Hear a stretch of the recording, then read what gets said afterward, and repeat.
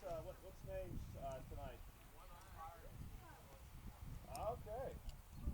One man show. Okay.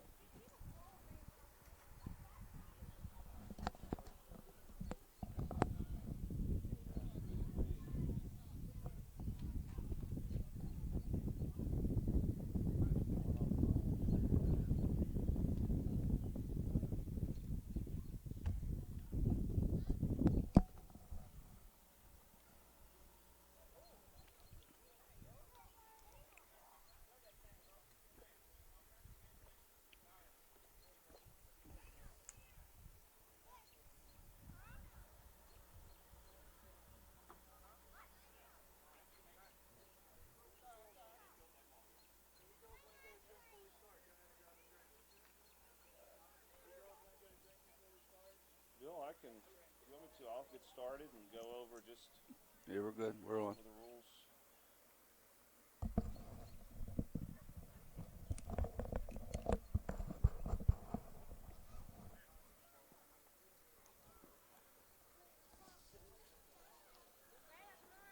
The South Union Township Supervisors present the South Union Township Sports Network today from Hutchison Park. It's Harc Softball as the Howlers take on the Pixie Chix tonight.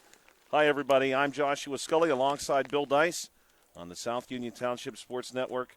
This coverage is a joint cooperative venture with Township Supervisors Bob Schiffbauer, Rick Vernon, and Jason Scott, along with Armstrong and Breezeline Cable, and our friends at CUTV, including Gary Smith. Again, this is Joshua Scully alongside Bill Dice, and we're going to go over the lineups for you this evening here in just a moment. Before we do that, we want to thank our sponsors, Smith Lewis Chess CPAs in Uniontown, Davis & Davis, attorneys at law, the Sprouse Insurance Group, and Agent David Hughes, SWGI specialist, now a part of U.S. Digestive Health, the UPMC Rehabilitation Institute, and physical therapist Jim Burns, United Bank, and the South Union Township Supervisors Bob Schiffbauer, Rick Vernon, and Jason Scott. Before those lineups, we want to take a moment and explain to you what you are about to see if you are unfamiliar with this level of softball play. So we are slated for 6 innings tonight between the Howlers and the Pixie Chix.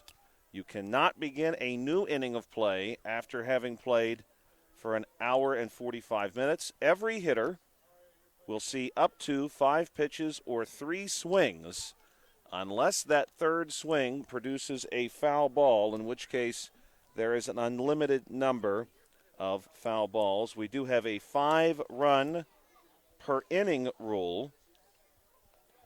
Play is dead as soon as the softball is returned to the infield, and on an overthrow, any base runner can take 1 additional base only.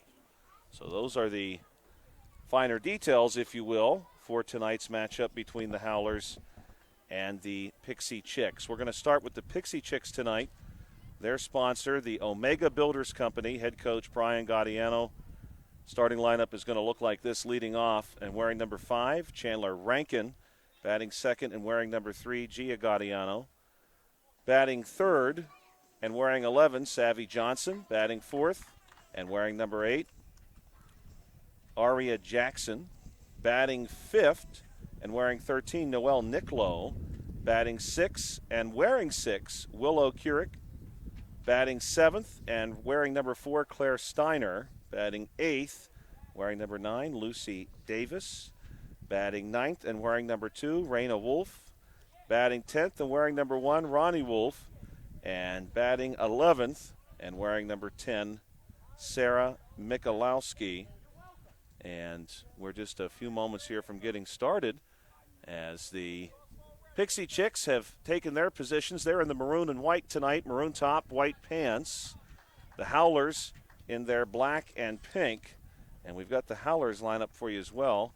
Here's the first pitch to get us started. This one is going to be fouled back. Of course, this is coach pitch at this level. And batting first here for the Howlers will be number 2, Scarlett Strotz. She's also going to be playing the pitching position this evening for the Howlers. This is the second pitch of her at bat.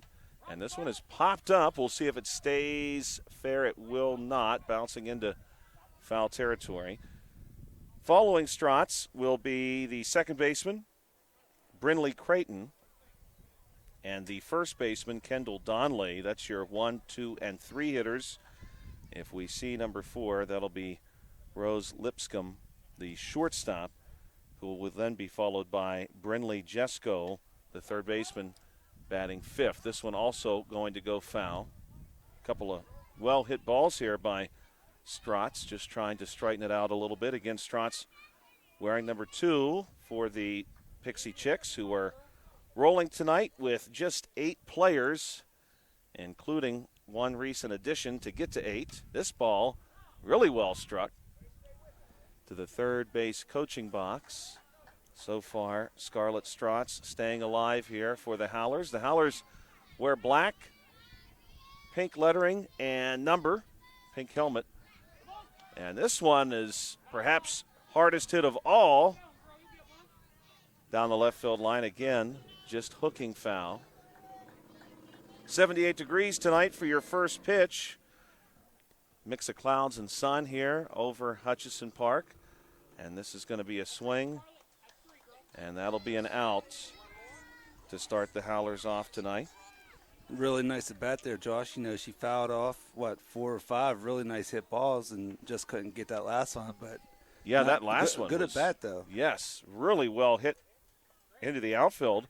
You know, we got a great night for softball. I got to watch my tongue tonight, Josh. Yes, me too. I've probably already done it once or twice.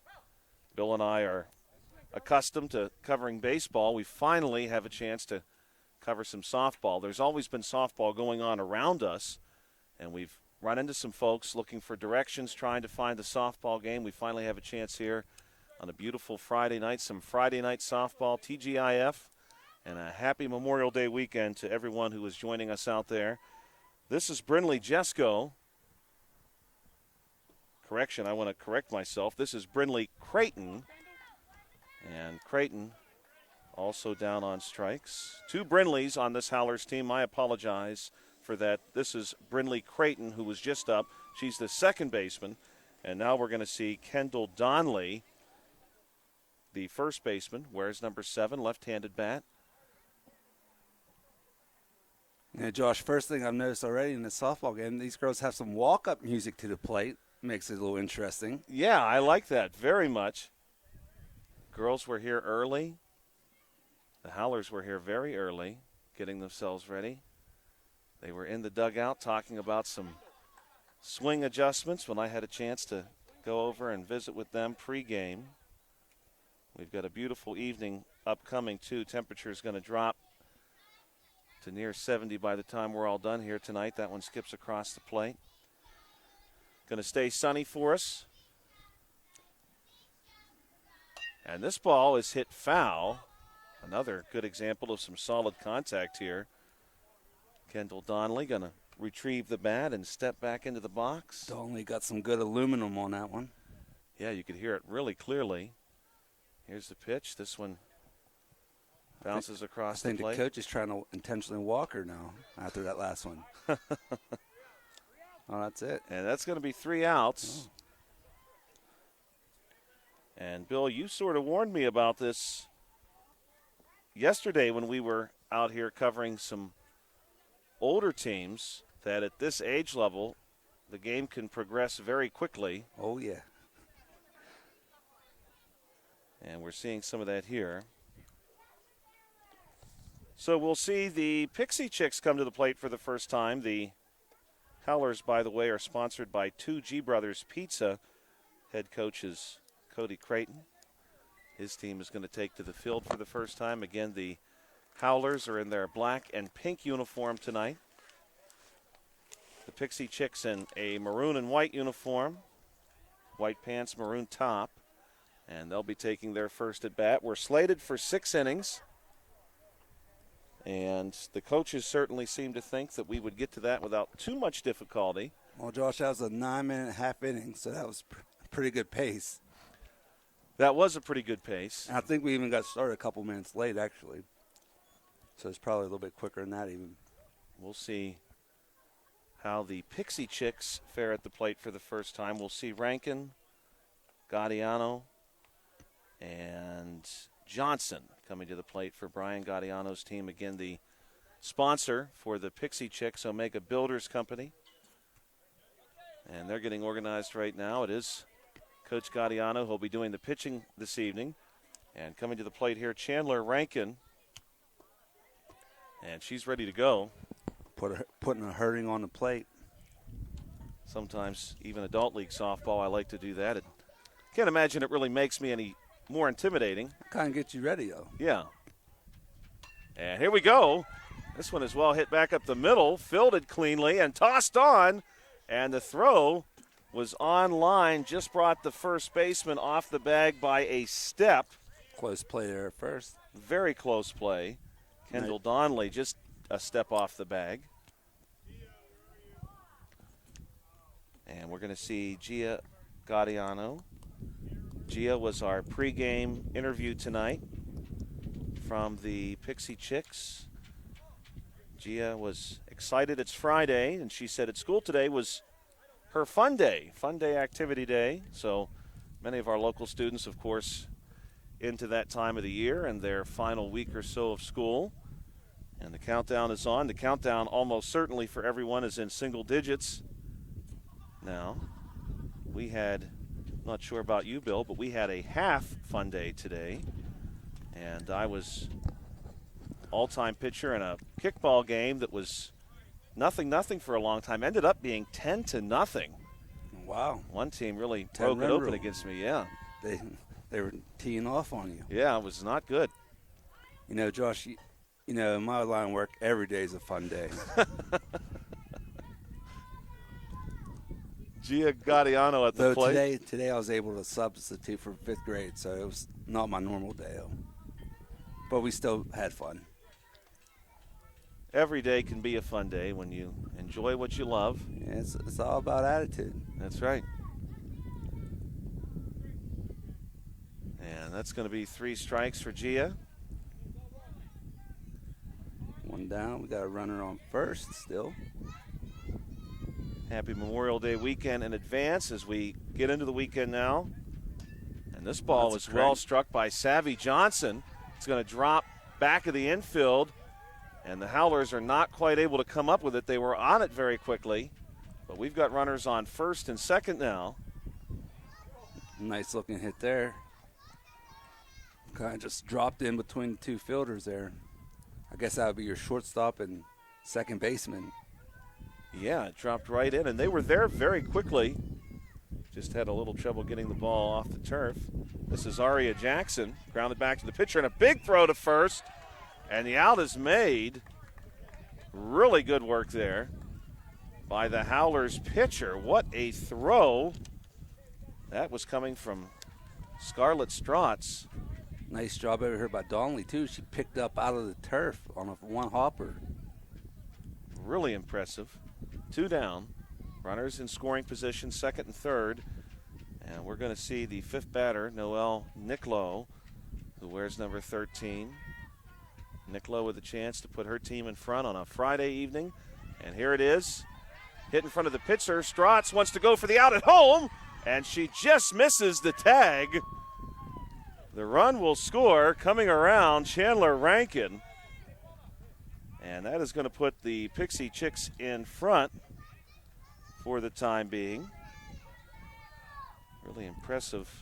Yeah, that was a heck of an effort there. She went with the sliding attempt. If it was a force play, she might have been out. It was very close, yeah. I thought she might even have the tag. She had a really good jump on it. Yeah, that was good softball instincts right there. This will be the 6th batter of the Pixie Chix lineup, Willow Curick. And this one is going to be grounded. Strotz again on top of it, and there's no play to be had. That's going to allow another run to score. Savvy Johnson coming across. 2-0 here in the early goings. Bottom of the first inning. Scheduled to play 6. We got a light breeze here coming in from center field, not unlike last evening. 78 degrees at first pitch. Beautiful Friday evening. And at the plate now, Claire Steiner. Claire getting a couple of swings in here. Now Coach Gaudiano tosses one in. Steiner will be followed in the order by Lucy Davis and Raina Wolf. This one just missed, and that is going to be 3 outs. Good effort, though, by the Pixie Chicks, who pick up a couple here in the bottom of the first inning and send the better part of their order to the plate. They're actually going to start with their number 10 hitter in the bottom of the second. Now, in the top of the second, we'll go back to the Howlers, and the Howlers will be returning to the plate here for inning number 2, and we're excited to see them give another go at it. They left off with their number 4 hitter, so we'll see their shortstop, Rose Lipscomb, come to the plate. She's going to be followed by Brinley Jesko and Savannah Lewis. Those positions, shortstop, third baseman, left fielder, and that's who we're going to expect to see in the top of the second inning for the Howlers. Again, the Howlers, coached by Cody Creighton, 2G Brothers Pizza as the sponsor. The Pixie Chicks return to the field, and they're going to now look to defend this lead that they've built for themselves, 2-0 here in the top of the second inning. Harc softball.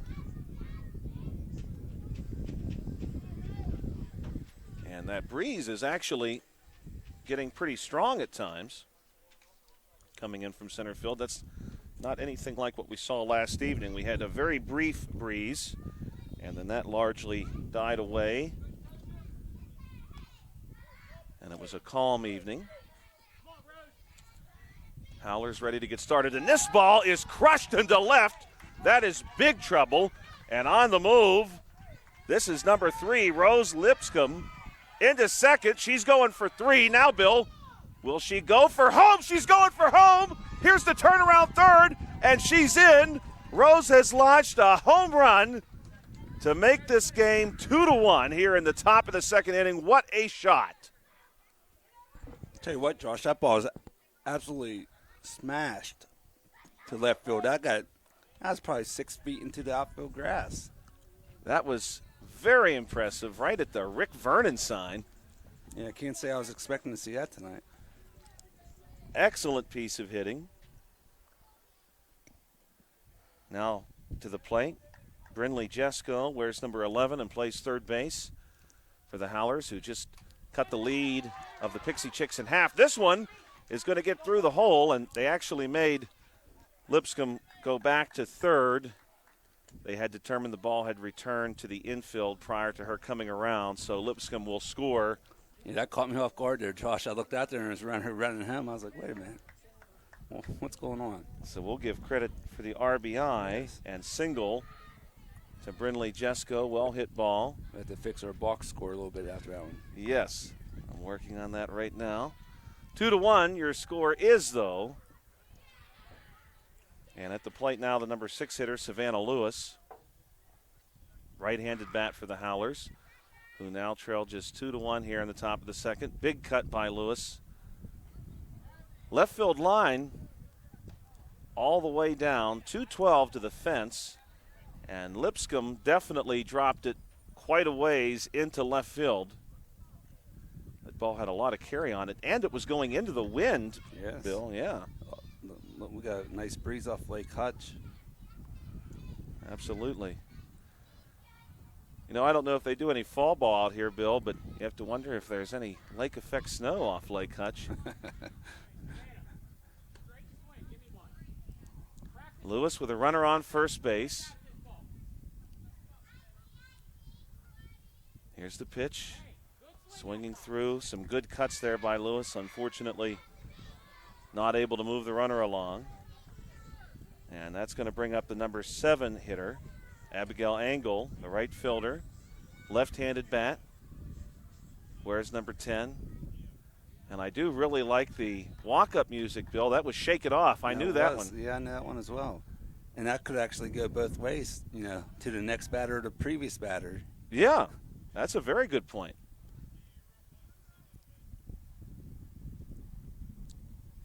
Right now, the Howlers do have a runner on first base. Looking to see what they can do here in the top of the second inning. This ball is going to be bounced back to the pitcher, and there will be no throw. Ronnie Wolf came up with that one for the Pixie Chix. But a good jump out of the batter's box by Abigail Angle. And now we'll see the number 8 hitter. So this is a batter added just for today to make sure that the Howlers had at least 8. This is Abby Lipscomb. Got a good-looking swing down there. Here's the pitch. And she's going to ground this one down the first baseline. This is going to be tough because the first baseman has to charge that one. And the bases are loaded full of Howlers here in the top of inning number 2. Back to the top of the order. Scarlett Strotz at the plate. Here's the pitch. This ball well struck and nearly caught at third. It is fair. A run will score, and it'll be just one. That's enough to tie the game at 2. Yeah, ball just got over the top of third base and down in fair territory. Some very well hit balls here in the second inning by this Howlers team. And this will be number 5, Brinley Creighton. Brinley Creighton playing second base tonight. Bases full of Howlers. Howlers still with an opportunity here to maybe even take the lead for the first time today. They've tied the game 2-2. Here's the pitch. This one's down low.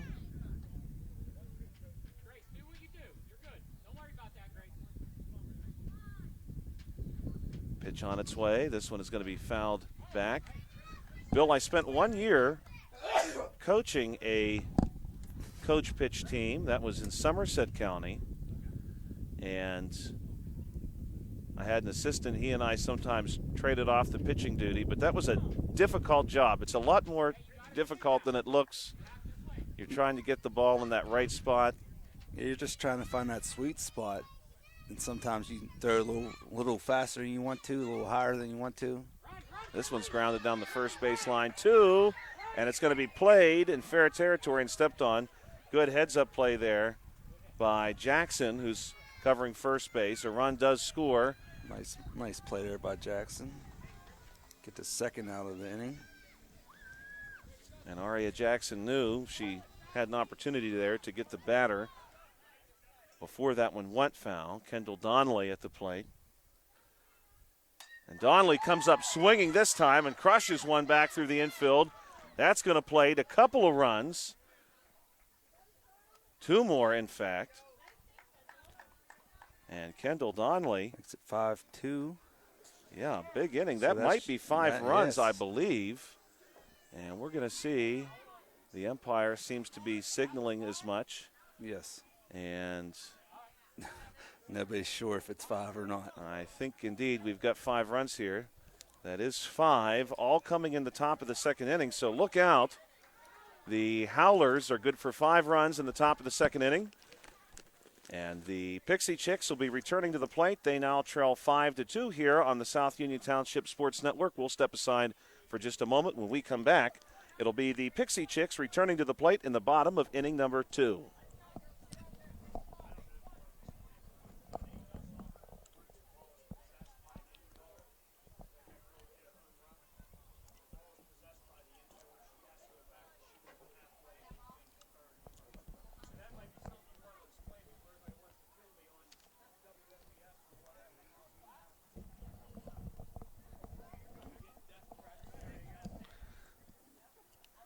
Welcome back to the South Union Township Sports Network. We have a message of clarification from tonight's umpire, Todd Scherbandi. He came over to speak with us about the near home run from Rose Lipscomb, who was very close.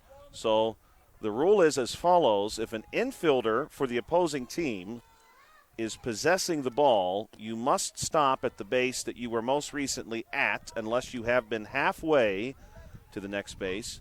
And in his estimation, Lipscomb was not yet halfway to home, so she went back to third, ultimately scored anyway. And now the Pixie Chicks return to the plate. Josh, I'm glad we have you here. You're like our Gene Stair toward the 8U softball. Oh, my. That's one of those Great explanation there, career paths you just don't ever imagine yourself Yes. on. A clear clarification of the rules there for everybody at home. I'm sure we have lots of people wondering, like our umpire said, he doesn't want any nasty emails or anything, phone calls. Right. No, I can appreciate that. That was Lucy Davis, who was just at the plate for the Pixie Chicks. So we have one out for the Pixie Chicks here, and coming to the plate is Raina Wolf. Coach Gaudiano lays one in. Raina Wolf not quite able to drive that one ahead. And every player will see at least 5 pitches or 3 swings, and if your third swing produces a foul, you just keep going. This one's actually fouled off the plate, so in this case, Raina gets to keep going. All smiles. Josh, like I tell them in gym class, you get 2 strikes, you can get 100 fouls if you can. That's right, just keep going. And a lot of these kids, they get these kickball rules off, 4 fouls and you're out.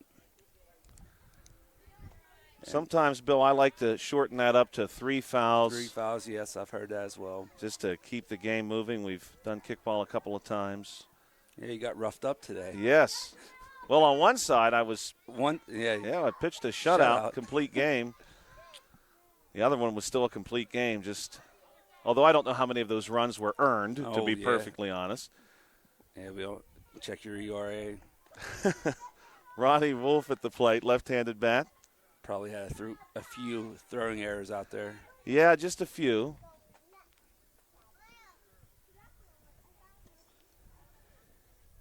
Just a few. Ronnie Wolf hits this one right back to the pitcher. And Ronnie Wolf off to the races and is safe. Good hustle there by Ronnie Wolf to make that play happen. It was very, very close. Good job there by Wolf to beat that out. Running all the way on contact. That was a nicely played ball, too, by the pitcher there. We've seen some really impressive throws so far. Here's a well-struck ball by Sarah Michalowski. And Michalowski easily to first base. That's going to move up Wolf, too. So Michalowski, first pitch, comes out swinging. Runners on first and second base. Bottom of the second inning, the Pixie Chicks trying to recover some of these runs. And it's Chandler Rankin who did come around to score in the first inning. And Rankin is ready to go, right-handed bat.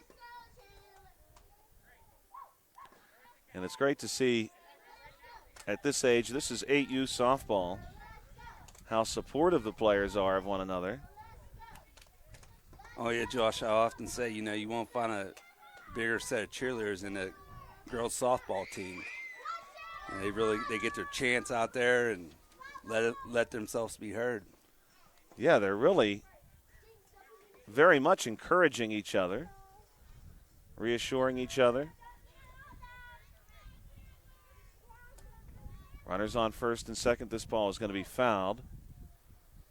Rankin singled and came around to score first time through. That ball died right in the batter's box. And this one is going to be hit. This is That's going to be in play. Called a foul. No.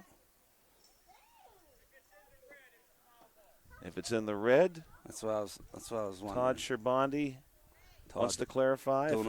Doing a fine job as always. Yes, he is. Very fine job.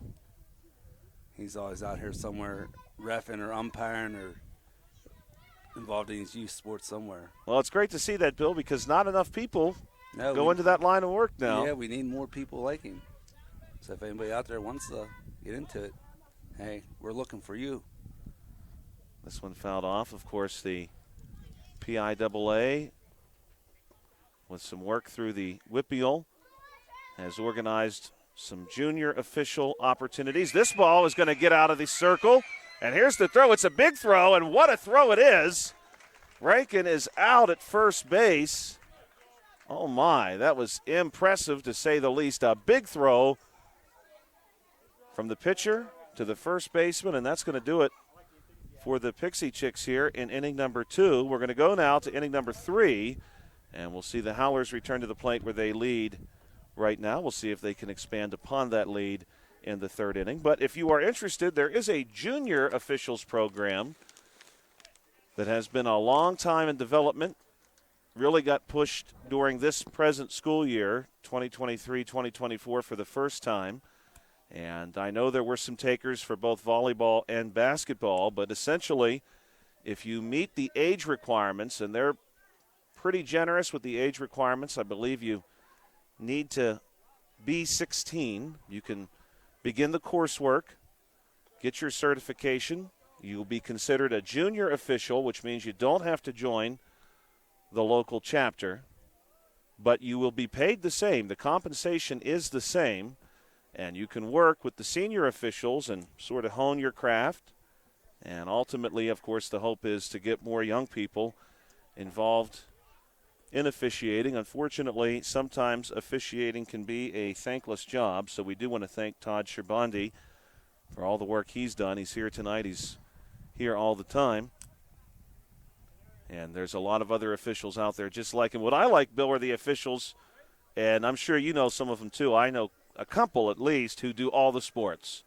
They're umpiring baseball games. They're on the football field. They're on the basketball court. They officiate volleyball. They cover it all.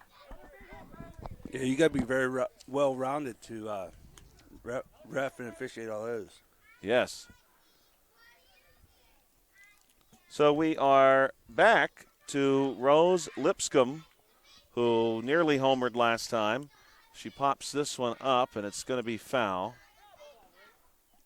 Lipscomb last time through drove one into left field, and I wonder if the Pixie Chicks might even be thinking the same right now. They have a left fielder a little deeper than last time. And Lipscomb hits this one over top of the keystone. It's going to bounce to center field. And Lipscomb's going to really roll the dice here. She wants second base. The ball is there. And she is safe at second base. Now, for clarification, again, just as we had talked about previously, and Todd Scherbandi, I suspect, is going to have this conversation right now, if the ball had been given to an infielder, regardless of where that infielder is standing, the base runner is limited to the base they had just gained unless they were halfway to another. So in this case, Lipscomb was not halfway to second, but saw that it was, in fact, the center fielder who was still possessing the ball, and she was able to advance safely to second base. Once again, very well said. That's a good heads-up play by Lipscomb. Yeah. To realize that. She was on her horse, recognizing who the center fielder and who the infielder was. That's impressive at this age level. And Jesko comes up swinging. This ball is going to be hit to second too, finds its way through into center field, and we were going to have runners at the corners, but Lipscomb is going to come around to score. And so that's going to be an RBI. We'll give the RBI to Jesko, who now has 2 this evening. And another run comes around to score for the Howlers. And that's 2 runs scored for Lipscomb, who has, by my estimation, a triple and a double. So she's working on the cycle here tonight. Savannah Lewis at the plate. Lewis playing left field tonight for the Howlers. Again, the Howlers in their black and pink uniform tonight, predominantly black uniform. Pink socks and trim, pink number. Yeah, sharp-looking uniforms again tonight, Josh. Yeah, very. I really like that American flag I got on the sleeve. Yeah. They are really, both teams have really sharp uniforms. Very distinct uniforms. Yes. That's what we like to see up here. Yeah, I think that definitely adds some character. A couple of creative names, too. Sort of like that as well. Pitch on its way. Lewis swings through this one. And that's going to bring up Abigail Engel. Well, here it is again. Yeah. I really do like that. I never thought very much about if I had the opportunity for a walk-up song, what I would play, but now I'm going to have to think about that. Yes, that's going to be on your mind the rest of the game. Yeah. See, I'm the type of guy, I think I would want a different one every time I came up. I wouldn't want just one. Right. Like a remix. Well, it's funny you say that, Bill, because I was at mix. the Pirate game Tuesday evening, and several hitters do that now. Oh, do they? Yeah. Yeah, I think I'd want to be the same way. This ball is hit back over top of the mound. Got to play it second. To second. This will be tough. And step on second base, do the Pixie Chix. And they're going to retire the base runner at the Keystone. Now, Josh, I've been thinking, how are we going to mess these names up? And I keep thinking Dixie Chicks, naturally. And I think that time you said Pixie Sticks. Oh, no. Well, I have you know what? I'll tell you why. Because I have a story about Pixie Sticks, and I was just thinking to myself, when am I going to work this story in about Pixie Sticks, the Pixie Chix? I do have a story about Pixie Sticks, though. Let me save that for the next half inning. This ball is going to be hit by Abby Lipscomb, and the throw over is not in time to get her. So Abby is going to reach.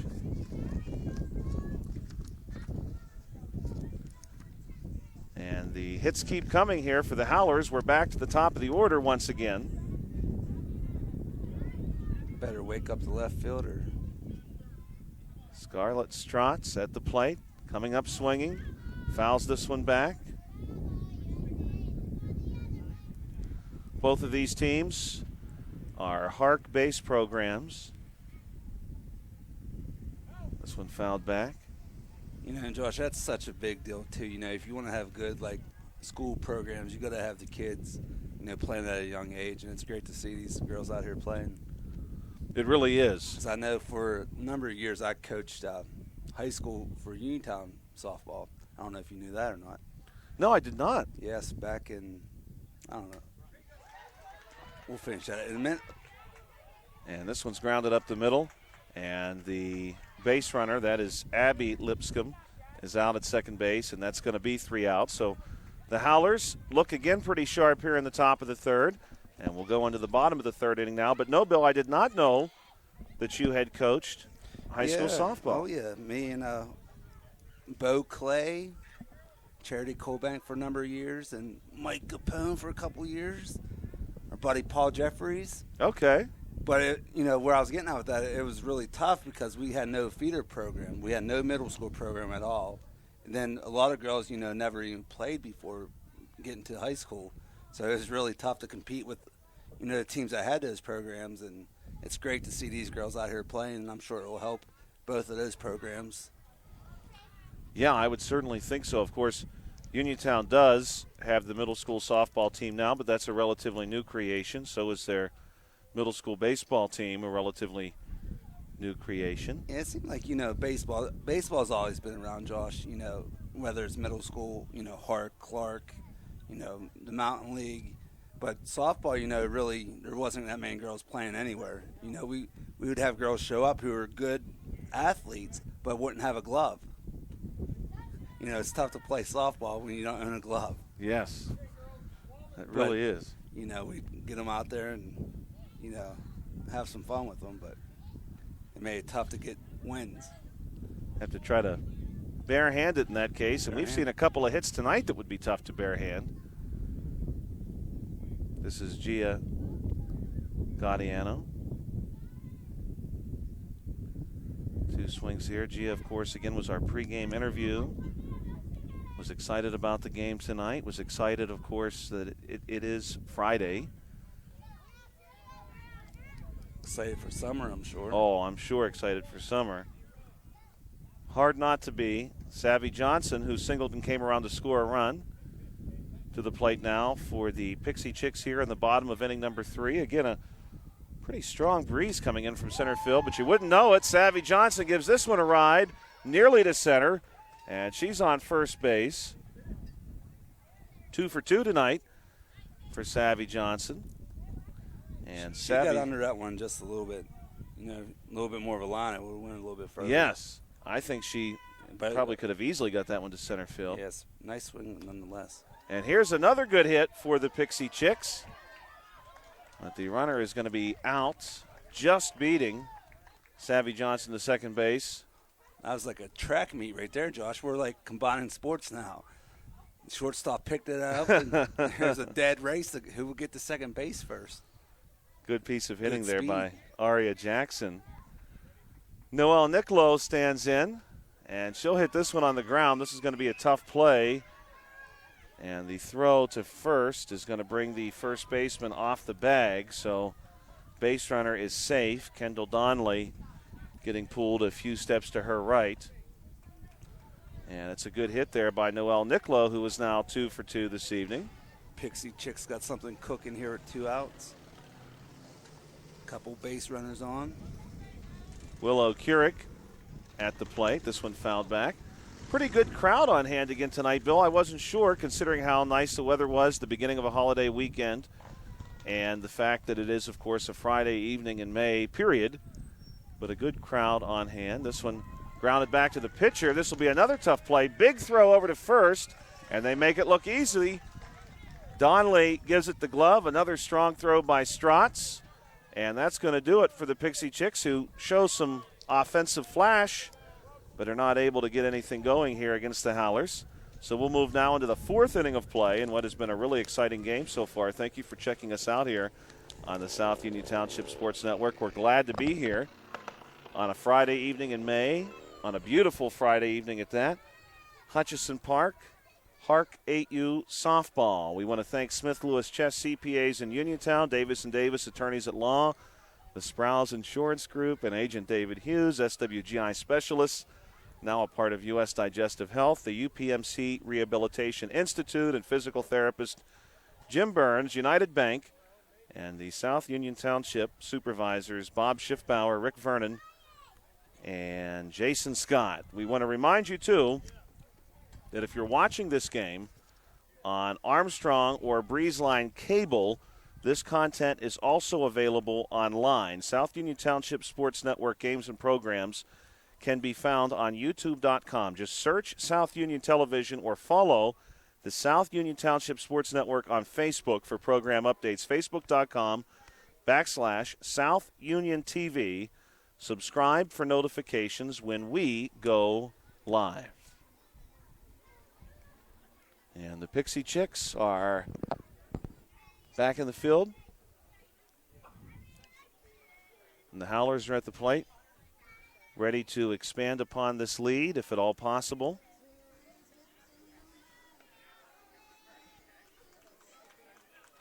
And a big round of applause from the Howlers side of the field as the music is queued up. And coming up to the plate is number 5. This is the second baseman for the Howlers. Coming up swinging at that, and this one is going to bounce across the mound, and safe is Brinley Creighton. Good hustle there by her. That'll go in the book as a single. And now we'll see Kendall Donnelly. Donnelly has got a couple of RBI tonight. Here's the pitch. Donnelly fouls this one back. She's got a base runner here. Creighton stands on first base. Donnelly will be followed by the dangerous, as we've learned, Rose Lipscomb. Donnelly will look at this one. The Howlers, of course, were shorthanded tonight, so they're getting a lot done here for not having their full complement. This one is going to be hit, and it's going to find a way through and to a deep part of the infield, nearly to right field. And that's back-to-back singles. Donnelly with the single. And here is Rose Lipscomb. Double and a triple tonight, a couple runs. Let's see if she can make it all the way around or get a single this about. Yeah, we've got the single and the home run needed for the cycle, so we can officially start the cycle watch here on the South Union Township Sports Network. And Lipscomb will take a pitch. She gets 5, of course, so she can afford to be selective here. And this one is crushed. It's a fair ball. And, Bill, we're going to find out here exactly what we're going to get. Be. Lipscomb around first base. The ball is recovered. Here's the throw to an infielder. It's going to get past the infielder, and Lipscomb is going to be signaled to stop at third. And that does clear the bases while she's at it. 2 runs. Played a second triple of the game. You don't see that very often. No. Really impressive piece of hitting there. Here's another one. Going to drop in nearly to right field. Lipscomb scores easily. That's a 3rd run for her. And that hit was courtesy of the number 5 hitter, Brynlee Jesko, who's got a couple RBI for herself now. That makes 3, actually, tonight. Makes the score 9-2. That is what I have as well. Well, that's good. We're on the same page with that. And Bill and I, for those of you watching at home, Bill and I are not seated next to each other. Bill is actually inside the press box. I have deck seating. We're close to each other, but we're not near each other, and we're facing opposite directions. We have a wall here. There's a wall between us. So truly, when we say that we're in agreement on something, this is not something we can confirm beforehand. Savannah Lewis at the plate right now for the Howlers.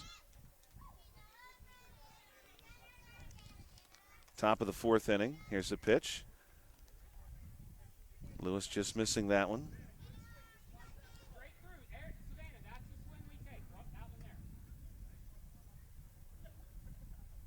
And here's the pitch. And Lewis, good swing, getting some encouragement from her coach, Cody Creighton, recognizing that Savannah Lewis really giving some good offers there. Not quite able to drive one out, but some good swings. And now we'll see Abigail Engel. Engel's going to chop one to the pitcher. And here's the throw to first. Throw gets away. And the runners are going to stay right where they're at. Give Engel credit for the single. You know, Josh, I've been looking at this batting helmet. I really like this batting helmet. It's kind of rainbowish, tie-dye. I think it's a really cool batting helmet. If I had to go back in time and could pick up a batting helmet, I think that's what I'd pick. It's a very neat one. Abby Lipscomb, sister to Rose Lipscomb. Abby swings through this one. Abby's got a hit for herself tonight. Her sister's got a couple of triples and a double, putting together a really impressive slugging percentage. Really impressive OPS as well.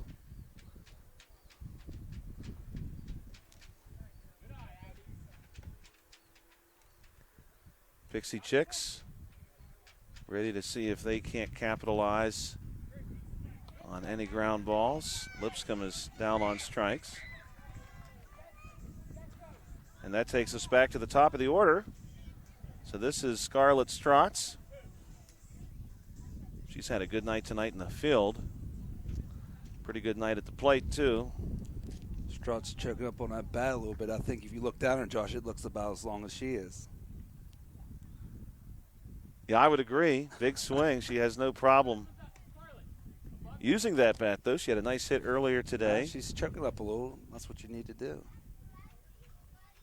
And here's a hit to the middle of the infield. And good hustle there for the Pixie Chix. Number 11, Savvy Johnson, giving it the glove and then racing to the bag to retire the side.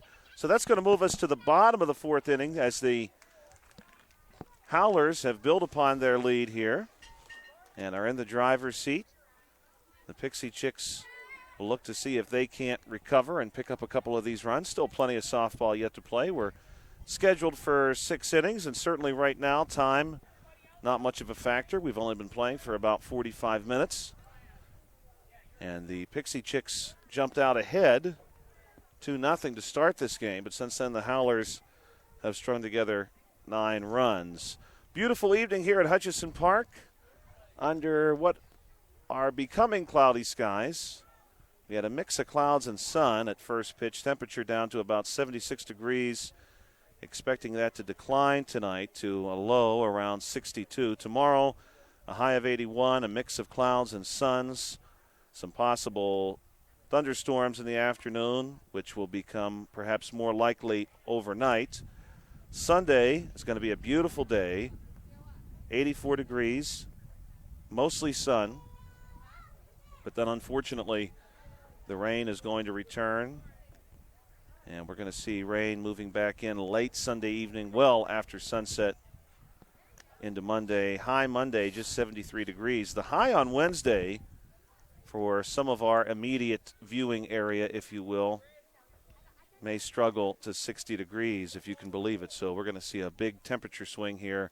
Rain and about 63 degrees on Wednesday here for central Fayette County. So the Pixie Chicks are back at the plate, and this one's going to be swung on and hit back to the pitcher, and the throw is going to get away, so this will gift an opportunity to Claire Steiner. Claire Steiner going to capitalize and get to first base.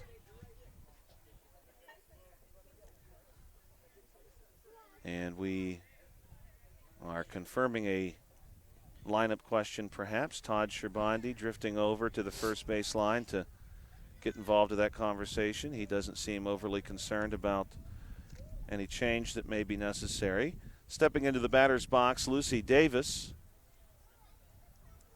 Davis ready to go, right-handed bat. The Pixie Chicks, of course, are referencing perhaps the name of the country band Dixie Chicks. And Pixie Sticks, I suspect, a candy familiar to many of you. Here's a swing from Lucy Davis. Pixie Sticks trace their history all the way back to 1942, at a time in which the United States was embroiled in World War II. Lucy Davis here takes a swing, not quite able to connect.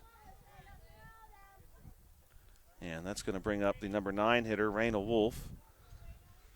The idea for Pixie Sticks actually came from a popular drink mix at the time that was manufactured in Salt Lake City, Utah. It was not unlike what you would expect to see inside of a Kool-Aid packet.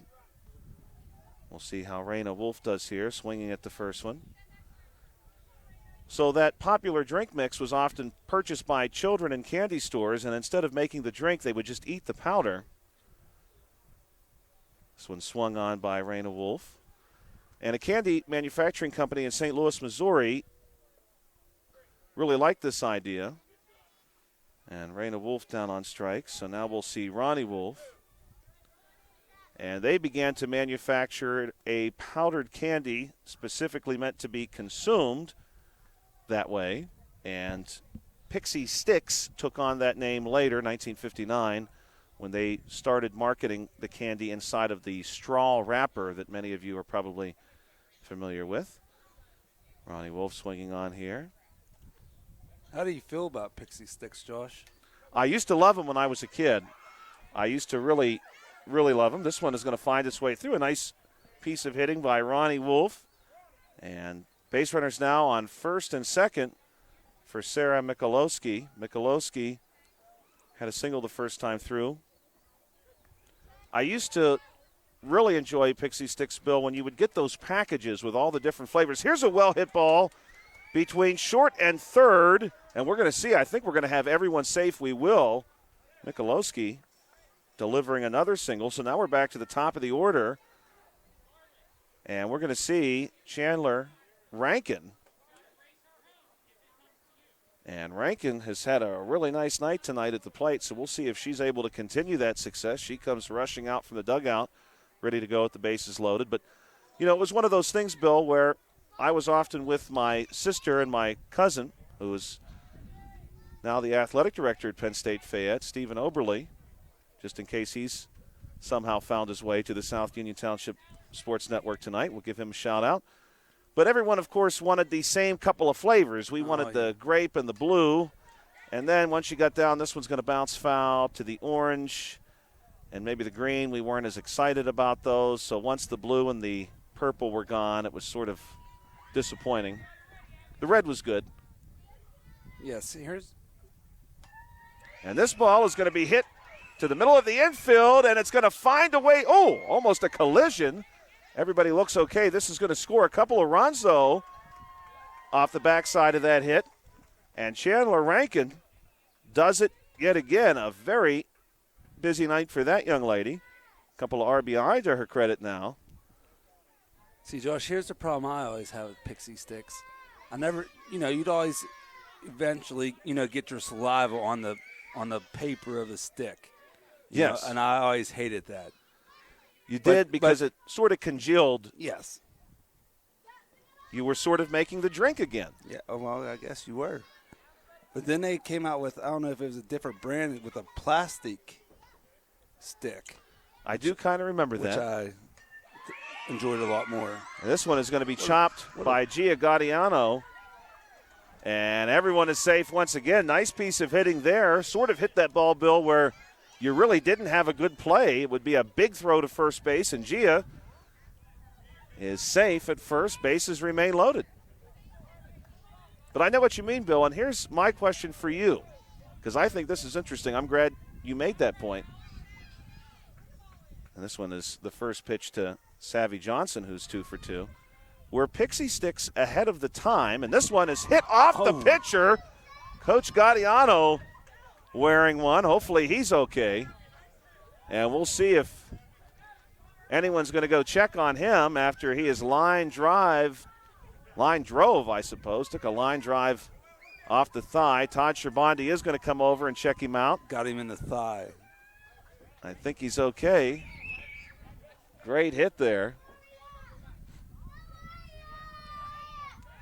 Aria Jackson at the plate. And Todd Scherbandi is going to wave everybody back.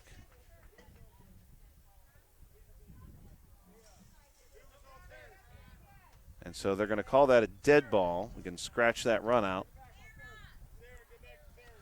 But, Bill, I wonder if the Pixie Stick manufacturer, were they ahead of their time in that they were using paper straws? They went to plastic probably for the reason you just suggested, but in today's world now for drinking straws, unless you're at the Italian oven, I don't know if they still do the noodle or not. But maybe they were. Maybe they were trying to save the turtles way back when. That's right. But you know what? I hate the paper straws as well. Yeah, I don't know anyone who's a fan of the paper straws. And my son Manny really hates the paper straws. This ball is well hit again. Savvy Johnson will not be denied. And pressing for home and scoring 2, so. Nah, she's going to have to go back, I think. They're going to wave Chandler Rankin back. Sorry, that's good aggressive base running. Hey, you gotta that go was. back. I think she was probably close. It was close. And I don't think she's real pleased with having to go back. Much like Manny disliking those paper straws. Probably got the same kind of anger right now about it. Maybe she might be coming right back in now. So now we'll see Aria Jackson. And she comes up swinging. This ball's well hit. And everybody's going to be safe. And indeed, Rankin's going to come around to score. Bill, you and I are going to have a lot of fun at the end of this inning when we do our scoring tabulation and see if we are at the same place. I'm not going to reveal any secrets about what I have right now, but runs coming in, going out. It looks like they're trying to figure out the same on the field. Yes. I believe that's 4 as well. Yeah, we've had girls come off the bases, go back on the bases. Right. That makes it tough. It really does. You got eraser marks over like crazy. At the plate now, Noel Nicolo. And this ball is nearly caught. And here's the race to home again. We've seen that number before. And this time the force out is successful. That's going to end it. Oh, I got 3 outs. I had 3 outs as well, but possibly. Okay, the umpire has 3 outs as well. So okay. Good. We're on the same boat. In the midst of the runs coming back on and going off, I thought maybe I had also missed an out. So the score now after 4 innings, I have 9-6. Bill, does that sound right? I have the same, so Okay. hopefully we're correct. I feel like we are at least close. 9-6 right now, heading into the 5th inning. But Pixie Sticks, for those of you who have enjoyed that candy over the years, as you know them today, introduced back in 1942 in St. Louis, Missouri, taking on their modern form in 1959. So you could travel back in time to 1959, and you could purchase a Pixie Stick, not unlike you could today. It would look pretty similar. Some of the all-time favorite flavors. When asked, I did not know the flavors were this specific, but also I've not had a Pixie Stick in a long time, so maybe they have got more specific. Some of the all-time favorite flavors: Pineapple Monkey, Tangerine Twist, Grape Escape, I'm thinking that's probably the one that I like, Cherry, Orange, Cucumber, Watermelon. Those appear to be the top ones. Yeah, I didn't know they had all those either, Josh. Yeah, that was news to me. I'm going to have to go to the local store after the game, I think, and look for some. I wonder if, I'm assuming they're still sold the same way that they always have been, but I'll be honest with you, it's been a long time since I've really went out to buy them. The original flavors, here we go. The original flavors were cherry, orange, grape, lemon, and lime. That's all they rolled with for a long time. The Howlers are back at the plate. We'll see if the Howlers can't keep things rolling. See if they can make some noise here in the top of the 5th. Howlers have done a really nice job at the plate so far. This is number 5, Brindley Creighton. Head coach for the Howlers, of course, Cody Creighton, sponsored 2G's Brothers Pizza. Many of you may be familiar with that location. My sister loves that place. It's over in the Home Depot development. What will soon, Bill, as I'm sure you know, what will soon be referred to as the Chick-fil-A development. Yeah, I'll believe it when I see it. This ball grounded back to the pitcher. And here's the throw to first base, not quite in time. And Brindley is going to be safe at first base. Great job. Josh, I just noticed this. Our young lady on the pitcher's mound is wearing a batting glove on her throwing hand, much like Ben Roethlisberger used to do with his throwing arm. Yeah, I kind of like that look, actually.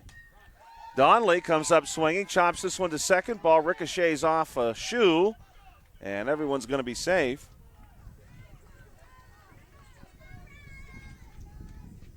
Yeah, I like the glove, too. Her glove is very sharp. Pink and purple. Yeah, got the pink face mask. Yeah, I like that. Pinked Now, out. it's Rose Lipscomb, who is still looking for a single and a home run for the cycle. She's got a couple of triples and a double tonight, several runs across.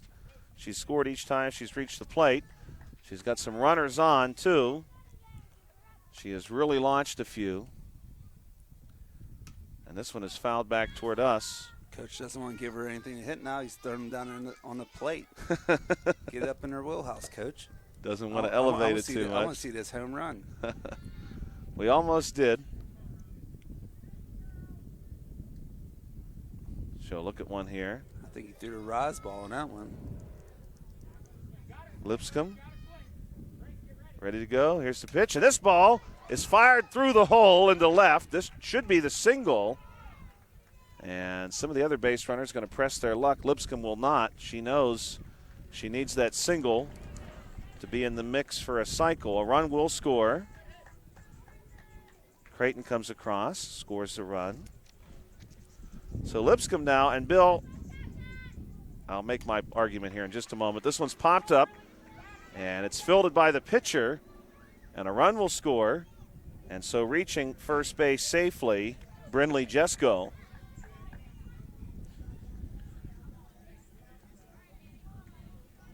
Nicely done by her. She's had a busy night, too. By my count, Brindley Jesko has 4 RBIs tonight. Wow. Very, very impressive. Savannah Lewis going to step in. She'll look at one. But, Bill, and I know I'm going to be splitting hairs here. We'll see one more pitch. Because I think it's really cool to see anybody at any age hit for the cycle. Here's the pitch. Lewis will offer it this one. Lipscomb had what appeared to be a home run, overruled into a triple. If she would have got credit for the home run, she's got the cycle right now. Yes. Hopefully she gets one more crack at it. Yeah, very impressive hitting display tonight. Like you said, it's always fun to watch. Good to see at any level. This one's hit on the ground, and Lewis is going to leg that out easily. Safe at first base. So the bases are loaded, full of Howlers. No outs still. It's been a good evening for the Howlers here tonight at the plate. This is going to be Abigail Engel. Engel slated to be followed by Abby Lipscomb. Then we go back to the top of the order. Top of the fifth inning. Just about the hour mark of play, so this game has moved pretty well. Foul ball. Again, good crowd on hand tonight. Some spectators really all over the place as usual. Maybe more in the pavilion than usual. This one chopped foul. The sun is out right now. The clouds have really broken up right over top of us. They're on the horizon everywhere, but plenty of sun over top of the field. And Engel is down on strikes. So we'll see Abby Lipscomb. Bases remain loaded. Here's the pitch. This one's going to be chopped foul. So, Josh, how was your salad last night? That was delicious. Ended up having chicken with it. Okay. My wife had made some chicken. It was really good. Here's the pitch. We've got some friends staying with us from out of town who are used to going to bed early. Here's the pitch, and that one swung through. They are here to visit family, but thought they would stay with us. We have often gone to stay with them. This ball is struck to second. We'll see what the decision is here, and everybody's going to be safe, and a run will score. In any case, they were up past what I would consider their bedtime, talking to my wife at our island when I got home, and, I said, hey, look, I've not ate yet, so my wife had the salad stuff ready to go, and I think they were offended by how much salad I did actually eat. This ball's popped up, and again, everybody's going to be safe. Getting it done that time, Scarlett Strotz. And we're getting close once again to our 5 runs here. I believe that would be 4. That's what I have right now. I believe. Yeah, so you were still doing baseball games past their bedtime. Yes. Youth baseball games. Yes, youth baseball games. They are. And maybe they're early risers. They're very early risers. Yeah, yes, that's sort of their routine. I know from their occupations, they're used to getting up very, very early in the morning, way earlier than I ever am. This is Brindley Creighton. I told them that the train that comes by in the morning shouldn't bother them at all because they're used to getting up about that time. This one chopped foul. But they're in for Memorial Day weekend and a couple of graduation parties right at the beginning of summer. Okay. It's great to have them. Coming from the Tar Heel State.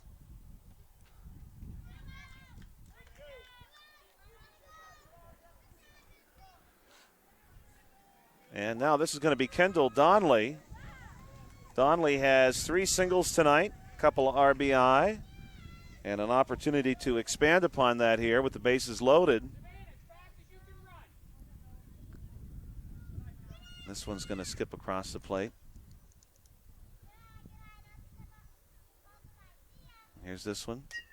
Going to be chopped toward first, and the Runners will all be safe, and I do believe that is 5 as Lewis comes around to score. And a nice piece of hitting there by Donnelly to bring the inning to a conclusion. She does pick up another RBI for herself, and that's an even 5 runs. So I believe now, Bill, the score is 14-6. Does that sound right to you? That's what I have. Okay. Now, if it's right or not, that's another story. 14-6 is what we believe it to be at present as we head to the bottom of the 5th. And if we do play a top of the 6th, our leadoff batter will be Rose Lipscomb. All right. That could be really exciting. At least now we understand why our umpire, Todd Scherbandi, was so worried about his call on that hit. Little did he know it would factor into a potential cycle situation. Yes. I don't think anyone will tease him about that too hard. Willow Couric is ready to get us started. She's already in the batter's box and set to go for the Pixie Chix. 14-6. Tonight, Bill, I think the dinner options are probably either pizza or what I'll just refer to as some Tex-Mex. Okay, I know where we're getting at with that one. I've really been craving these half-price apps. Like all week I've been wanting them. I think tonight might be the night. I know one place that does that. I'm assuming you and I are thinking about the same place. I would say probably the same. It's a fruity place. Yes. My wife and I like to go there for just that reason. And it's funny you mentioned that, Bill, because we had talked about with our friends who were in about going to dinner one night when they're not visiting family. Here's the first pitch and a swing. It's going to be a fair ball. And Couric will, I think, get momentarily confused. She's going to be safe either way. I think she heard some conflicting statements. I think she was worried it was bouncing foul. Maybe heard some people shouting foul, some people shouting fair. Either way, she is safe on a nice hit. Claire Steiner stepping in. But we were talking about that last evening, and that is a place that they are familiar with. Okay. And had suggested that as a destination. My wife said, well, we often go for the half-price apps. And then, of course, they said, oh, my goodness, that's so late. Yes. Then on, the weekend gets a little later. So. Yes, that's exactly the problem, because we were talking about possibly this weekend. Steiner takes a swing. So your friends are from, the Tor Hill State, like you said, but are they originally from here? They are originally from Pennsylvania, Okay. yes. Originally from Pennsylvania. That's usually when, I'm visiting somebody or I'm somewhere and I name some kind of chain place, I get slapped in the back of the head by whoever I'm with, saying we can't go to a chain restaurant. Right, they want you to try the local Yes. stuff. Now, these friends have been in North Carolina for some time, so they are familiar with some of the places that are in our immediate area. Here's a good piece of hitting and some very quick running by Lucy Davis, who picks herself up the single. Nice job there by Lucy. Runners now on first and second for the Pixie Chix. They are familiar with some of your standards, if you will, but, the news about a potential Chick-fil-A, the fact that we have a Chipotle now, Yeah, that's all news to them. yes.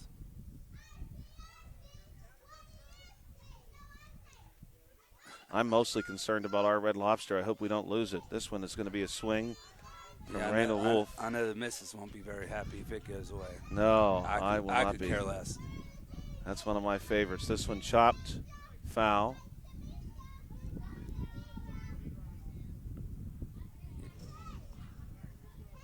Raina Wolf, couple of good swings. That's going to bring up Ronnie Wolf. Ronnie Wolf is 2 for 2 tonight. And she's going to hit here with runners on first and second, left-handed bat.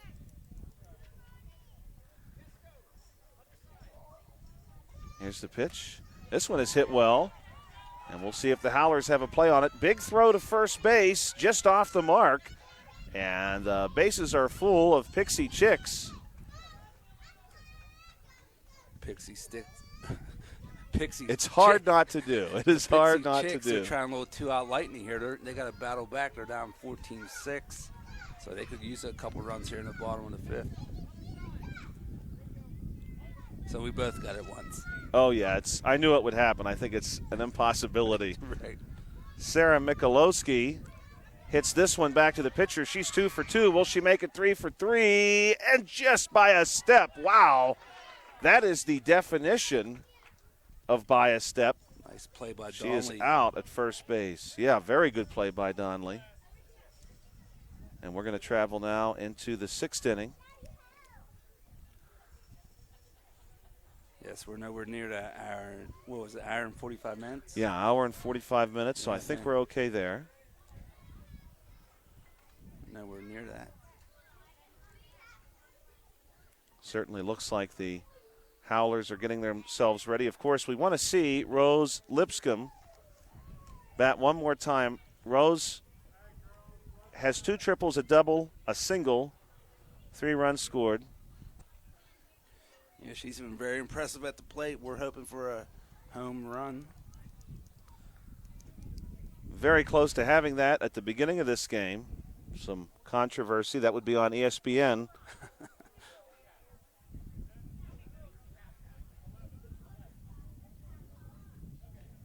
And it looks like the coaches are conferring.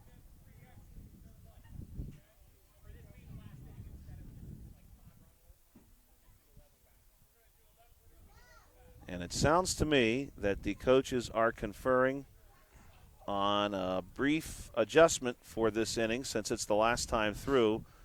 Instead of doing a 5-run rule for the Howlers, they will do just 11 batters, period. At least that is what I was able to glean from the conversation between the coaches and between our umpire, Todd Scherbandi. Our coaches, of course, Cody Creighton and Brian Gaudiano. Pixie Chix making their way back out onto the field. They're ready to go. And the Howlers preparing to come themselves up to the plate. And this is going to be Rose Lipscomb. So if you're keeping track at home, Rose's first at-bat was about as near to a home run as you would like to see. She was already around third, but was determined not to be halfway. If that decision had not overruled the hit. And this ball is crushed to the left, and it's going to be cut off by the left fielder. And although I thought that had some hope, Rose is going to have to settle with another double. So that's 2 doubles, 2 triples, and a single tonight for Rose Lipscomb. Just a 5-for-5 day at the park, not too bad. That's right, just a 5-for-5 day. Yeah, I thought that ball had a chance to get down and skip away from the left fielder. And left fielder made a nice play. She did. Get it in and keep her to his double. She made a really nice effort there to keep that as limited as possible. Brinley Jesko at the plate now. Brinley has very quietly, probably because she's batting behind Rose Lipscomb, she swings through this one. She has very quietly had a really impressive evening herself. She has strung together several singles, and although she is down on strikes here, she has 4 RBIs to her credit tonight. Yeah, that's nothing to sneeze about. No. And now Savannah Lewis will step up.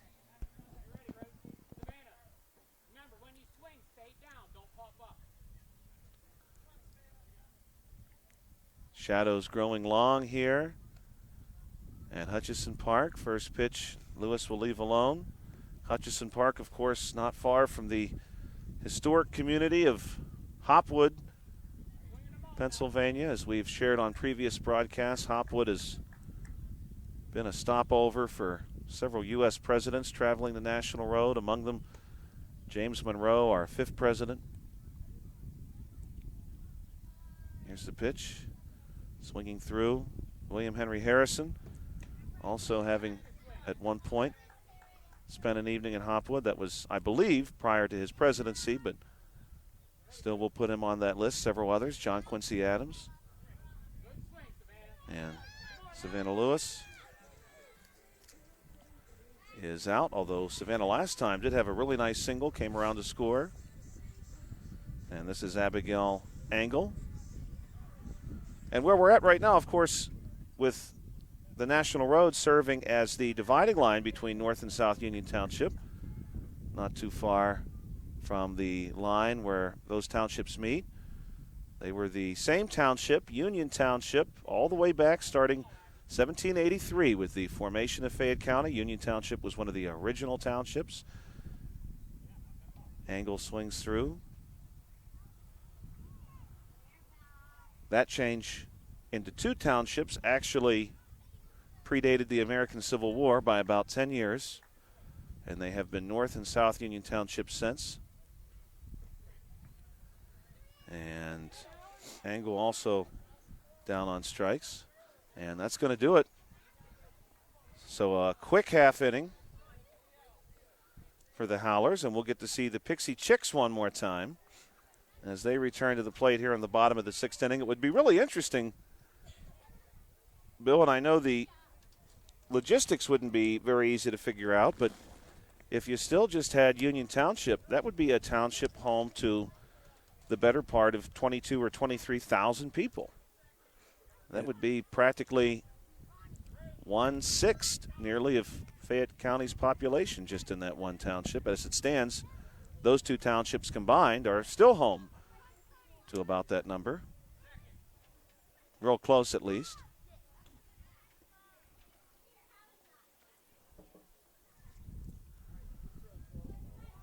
So we're going to see number 5, Chandler Rankin, get us started here in the bottom of the sixth inning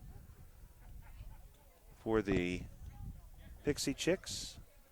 Howlers are going to take to the field against some long shadows now making their way across the field in what was a really exciting game tonight. Great game. Some standouts on that Pixie Chix side. Good game tonight from Savvy Johnson, Chandler Rankin. Good games from Noelle Nicklow and Sarah Michalowski.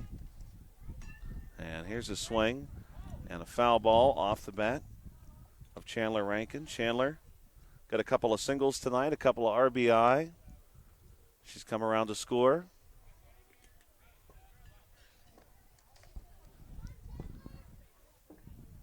Here's the pitch, and Rankin's going to ground this one down the first baseline, and she's going to be tagged out. Nice play.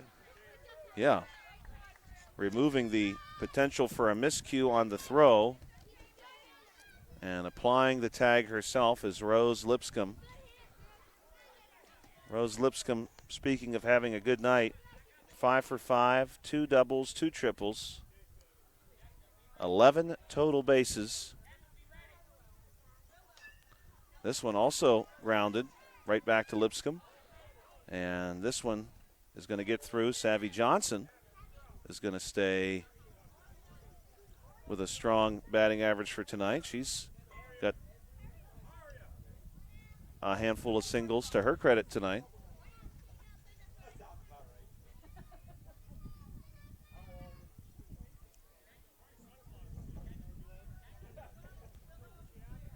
Aria Jackson will bat now. We do have another game coming up for you this evening, so if you're interested in checking out some more action here at Hutchison Park, some Harc baseball coming up later tonight.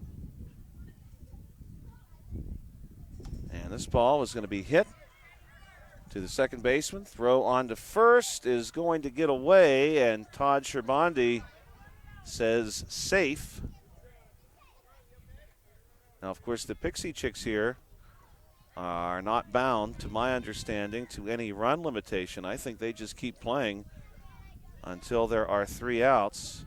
This ball is hit right to Lipscomb, and now Lipscomb has a chance to double up a couple of players. Could have been a triple play. And I think that does it. Indeed it does. You're right, Bill. That could have been a triple play. All Lipscomb had to do was make a right-hand turn and race down to first base, and she could have had all 3 outs herself. I suppose if you can't have the cycle, an unassisted triple play will have to do. So your final score tonight from Hutchison Park. The Pixie Chicks, good for 6 runs.